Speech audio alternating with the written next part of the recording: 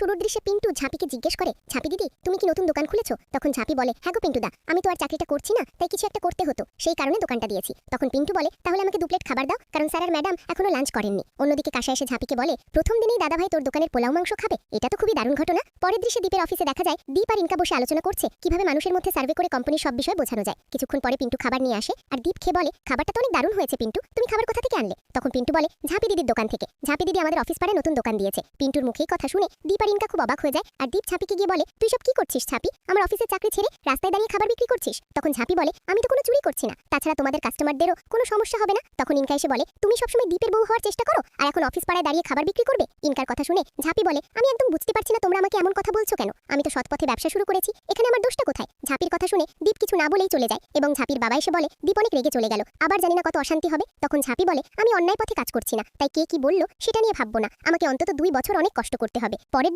সন্ধ্যায় ঝাঁপির মা পূজা করছে, তখন ঝাঁপি প্রসন্ন আর দিয়া খাবারের হাড়ি পাতিল নিয়ে আসে। সেগুলো দেখে ঝাঁপির মা বলে, প্রথম দিনেই তোমাদের ব্যবসা ভালো শুরু হয়েছে? তখন দিয়া মজা করে বলে, কাস্টমাররা চেটেপুটে খেয়েছে তাই খাবার ফুরিয়ে গিয়েছিল আর অনেক কাস্টমার না খেয়ে ফিরে গেছে। তখন ঝাঁপির বাবা বলে, আমার মেয়ে লক্ষ্মীর আশীর্বাদ ধন্য, সে যে কাজেই হাত দেয় তাতেই লাভ হয়। কিছুক্ষণ পর ঝাঁপির বাবা প্রথম লাভে 350 টাকা ঝাঁপির মায়ের হাতে দিয়ে বলে, এতদিন তোমায় কিছু দিতে পারিনি, আজ ব্যবসার প্রথম লাভ তোমাকে দিলাম। এরপর মা ঝাঁপিকে বলে, তুই এখন ওই সরকার বাড়িতে যা, কারণ সন্ধ্যার পর দীপ ফিরবে, তখন ওকে জল আর নাস্তা দিতে হবে। পরবর্তী দৃশ্যে সরকার বাড়ির ড্রয়িং রুমে সবাই গল্প করছে। সেখানে ইনকা আর দীপের মা এসে দীপের বাবাকে বলে, তোমাদের বৌমা ঝাঁপি অফিস পাড়ায় ঠেলাগাড়িতে খাবারের দোকান দিয়েছে। এই কথা শুনে দীপের বাবা অবাক হয়ে বলে, এসব কি শুনছি? কিছুক্ষণ পরে ঝাঁপি এসে দাঁড়ালে দীপের বাবা বলে, ঝাঁপি তুই কি সত্যি আমাদের অফিস পাড়ায় ঠেলাগাড়ি করে খাবারের দোকান দিয়েছিস? তখন ঝাঁপি বলে, হ্যাঁ বাবা আমি দোকান দিয়েছি, কারণ কোনো কাজ ছোট নয়, আমরা যদি সৎভাবে করি সেটা আরো ভালো। দীপের বাবা তখন বলে, সরকার বাড়ি ও কখনো রাস্তায় দাঁড়িয়ে ব্যবসা করতে পারে না, এতে মান সম্মান নষ্ট হবে, আমি এটা মেনে নিতে পারবো না। তখন দীপের মা বলে, তুই তো সবসময় আমার বউ হওয়ার কথা বলিস, এখন রাস্তায় দাঁড়িয়ে খাবার বিক্রি করলে তো মান খাটো হচ্ছে। তখন দীপ বলে, ঝাঁপি আমার বউ বলে আমি অমত করি না, আর ওর এই ব্যবসাতেও আমি অমত করছি না। তখন দীপের বাবা বলে, যেহেতু তোমার কোনো সমস্যা নেই, শুধু কোম্পানির কাস্টমারদের জন্য